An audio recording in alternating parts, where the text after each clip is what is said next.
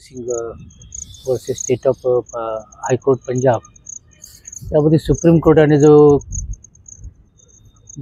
Judgement केलेलं आहे त्याविषयी बरीच उलटसुलट चर्चा अलीकडे समाज माध्यमातून आणि निर्णय सामाजिक स्तरावर होत आहे. त्याच्यामध्ये दोन महत्त्वाचे मुद्दे असे आहेत की एक अनुसूचित जातीचे वर्गीकरण आरक्षणामध्ये आणि दुसरं क्रीमी लेअर लावणे. तर या ज्या दोन गोष्टीबाबत चर्चा करताना त्याचे साधक-बाधक चर्चा अनेक स्तरावर येते. काही लोकांना असं वाटतं की काही ठराविक वर्गालाच अनुसूचित जातीतल्या काही ठराविक जाती या आरक्षणाच्या लाभार्थी ठरलेल्या आहेत आणि काही जाती मागे पडलेल्या आहेत किंवा त्यांना आरक्षणाचा खरा लाभ मिळालेला नाही. हा एक मुद्दा आहे. आणि दुसरी गोष्ट की एका पिढीमध्ये आरक्षण असावं, पुढच्या पिढीमध्ये ते आरक्षण घेऊ नये संबंधित वर्गाने. समजा एखाद्याचा बाप कलेक्टर असेल किंवा आमदार असतील, खासदार असतील किंवा मुख्यमंत्री असतील, असे जे काही लाभार्थी असतील तर त्यांनी त्याचा लाभ घेऊ नये अशी सुप्रीम कोर्टाने एक आपली टिप्पणी केलेली आहे. त्याच्यामध्ये अर्थातच त्यांनी दोन अटी घातलेल्या आहेत की त्याच्या बाबतीमध्ये इम्पिरिकल डाटा पाहिजे आणि यामध्ये ज्युडिशियल स्क्रुटिनी पण होणं आवश्यक आहे. It will be under the judicial scrutiny असं सुप्रीम कोर्टाने म्हटलेलं आहे. म्हणून आताच त्याचा एवढा घाबरून जाण्यासारखं किंवा खूप वादविवाद करण्यासारखं अशी परिस्थिती नाही आहे. की काही ठराविक स्टेटमध्ये याच्या पूर्वीपासून मागणी होती, विशेषतः कर्नाटकमध्ये, आंध्र प्रदेशामध्ये किंवा पंजाबमध्ये. त्यात पंजाबमध्ये काही ठिकाणी वर्गीकरण झालं आणि त्या विरोधात हा निर्णय जो सुप्रीम हायकोर्टाने दिलेला आहे त्यावर सुप्रीम कोर्टाने 7 जजचा हा निर्णय दिलेला आहे. आणि साहजिकच सुप्रीम कोर्टाचा निर्णय म्हणजे आदेशच असल्यामुळे त्याची अंमलबजावणी करण्याचं राज्यांवर त्यांनी एक प्रकारे अधिकार दिलेले आहेत. अर्थात राज्यांना जे अधिकार दिलेले आहेत त्या बाबतीमध्ये त्या अशा प्रकारचे कमिटी स्थापन करून त्याचं सर्वेक्षण करून त्याचे इम्पिरिकल डाटा गोळा करून तरच त्यांना या बाबतीमध्ये वर्गवारी करता येणार आहे. हा एक महत्त्वाचा मुद्दा आहे. परंतु या निमित्ताने एका विषयाला तोंड फुटलेलं आहे आणि त्यामुळे ही चर्चा होणं एक दृष्टीनं संयुक्तिक पण आहे आणि तिचं एकदा सामाजिक संघर्षाला ते कारण होईल अशी जी भीती लोकांमध्ये आहे तसं होण्याचं काही कारण नाही आहे. मुळात आरक्षणाची जी भूमिका आहे आपल्या घटनेच्या आर्टिकल 16 प्रमाणे 16(4), 15(4) डॉक्टर बाबासाहेब आंबेडकरांचं असं म्हणणं होतं की व्यक्तीची ओळख ही त्याच्या जातीवरनं, धर्मावरनं, प्रांतावरनं, लिंगावरनं होऊ नये, तर व्यक्ती म्हणूनच ओळख व्हावी. हे डॉक्टर आंबेडकरांचा पहिल्यापासून आग्रह आहे बाबासाहेब आंबेडकरांचा की व्यक्तीची ओळख त्याच्या जाती किंवा धर्मावरनं होता कामा नये आणि घटनेचं ते मूलभूत तत्व आहे. परंतु हे जरी खरं असलं तरी ह्या भारतामध्ये जाती आणि धर्माच्या आधारावरूनच काही ठराविक वर्गांना वर्षानुवर्ष आरक्षण नाकारलं गेलं आणि काही ठराविक जातींना वर्षानुवर्ष आरक्षण देण्यात आलं असं म्हणता येईल.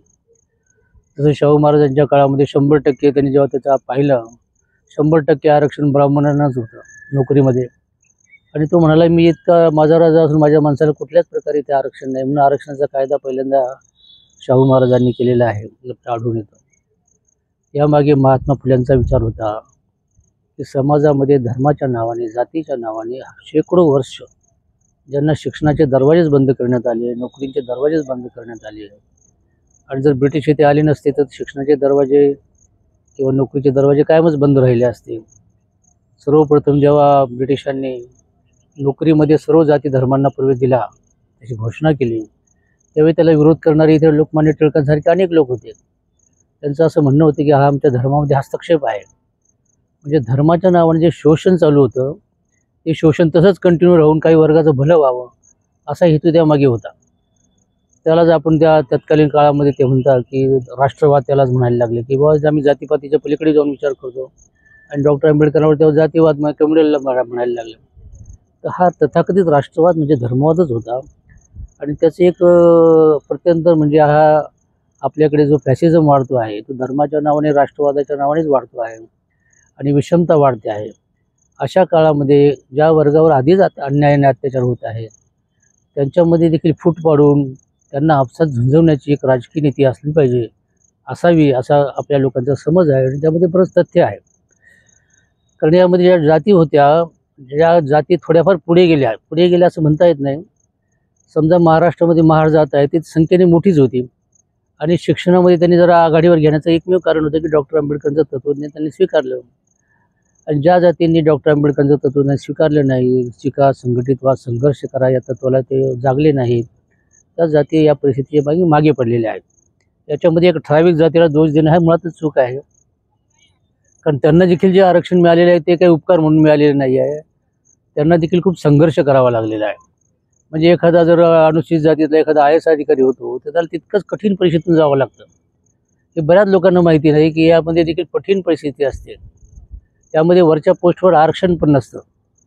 फक्त सुरुवातीच्या काळातलं आरक्षण आहे. वरच्या पोस्टमध्ये मेरिटप्रमाणेच आपल्याला पुढे जावं लागतं आणि मेरिटप्रमाणेच प्रमोशन्स मिळत असतात किंवा त्या उच्च पदावर जावं लागतं वरच्या पातळीवर. तर ही जी परिस्थिती आहे, काही डिपार्टमेंटमध्ये आरक्षण पण नाही आहे. जसं मिलिटरीमध्ये नाही, ज्युडिशियरीमध्ये नाही किंवा इंडियन इन्स्टिट्यूट ऑफ काय त्याला म्हणतो आपण मेडिकल सायन्सेसमध्ये आरक्षण नाही. याबाबतीत सुप्रीम कोर्टाने फार कडक नियम केले आहे की याचं आरक्षण लागू करता कामा नये.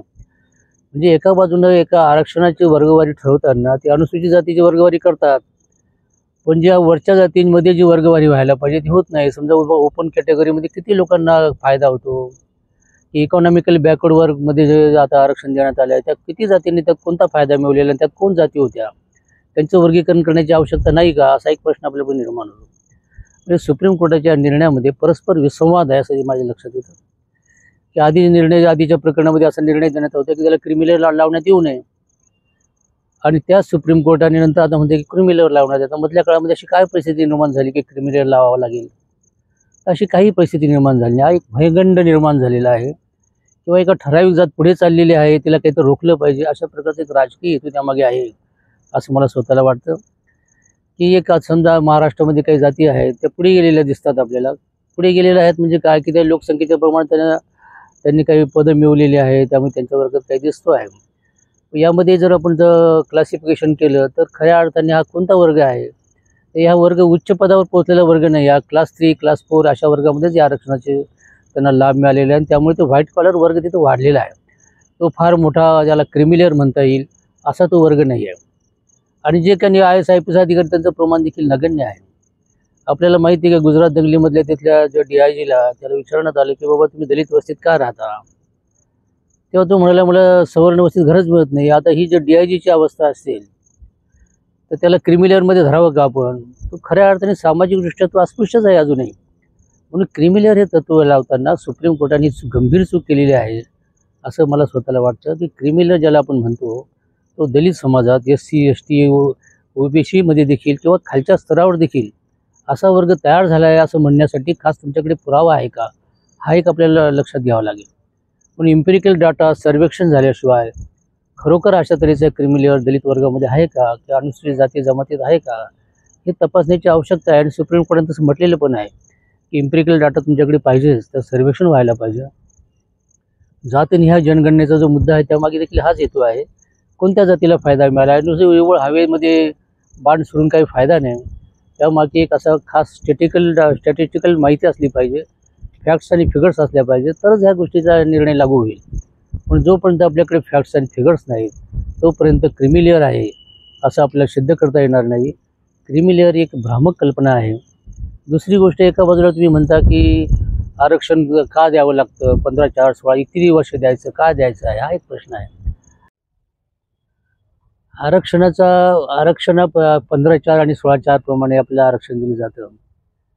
आणि आरक्षणाचा मुख्य हेतू निव्वळ नोकरी देणे हा नाही, तर त्याच्यामध्ये संबंधित वर्गाला प्रशासनामध्ये प्रतिनिधित्व देणे हा पण आहे.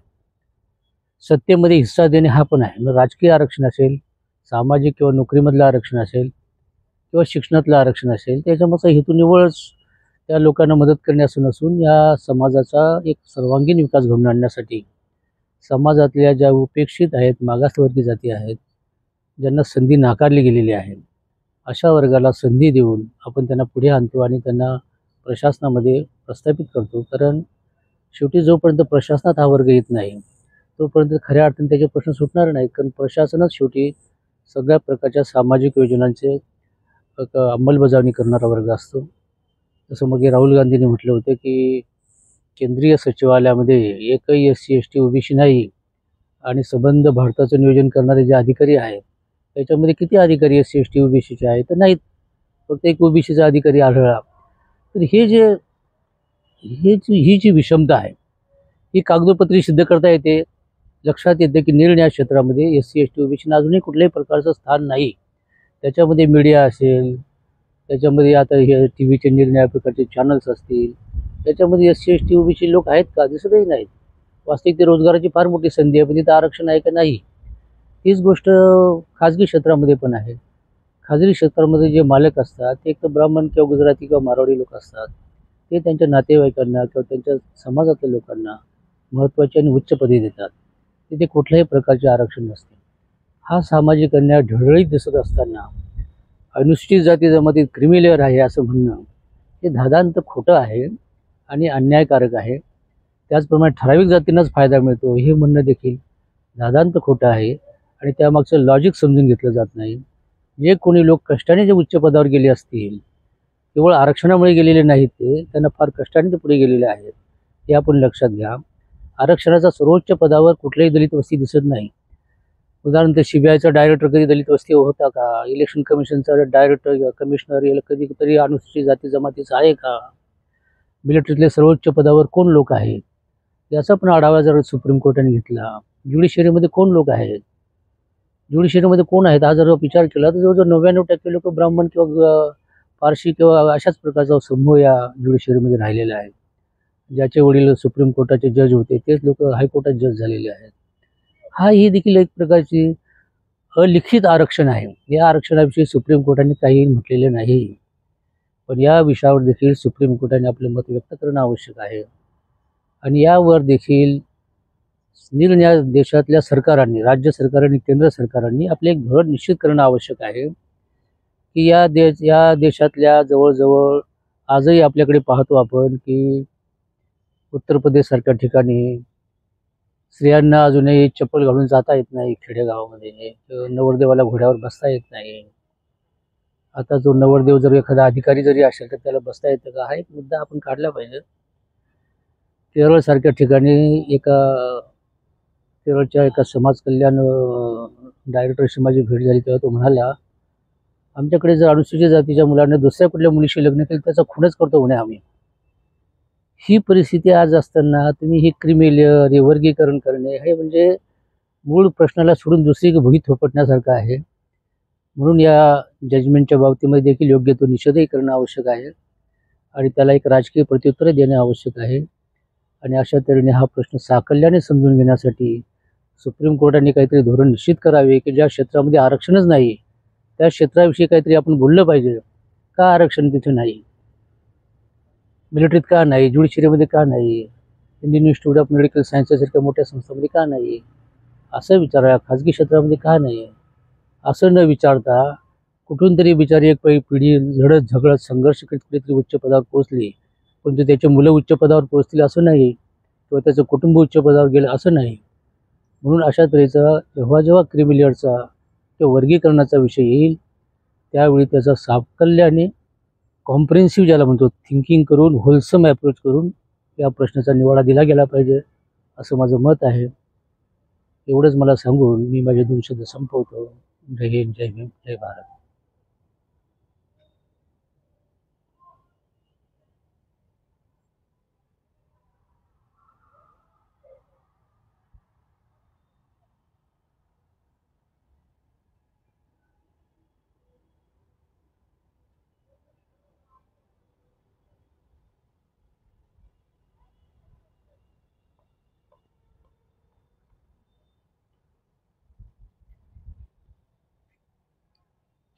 एकदम तुम्ही म्हणाल ना आरक्षणाचं धोरणच बदला सांगितलं मी त्यांना.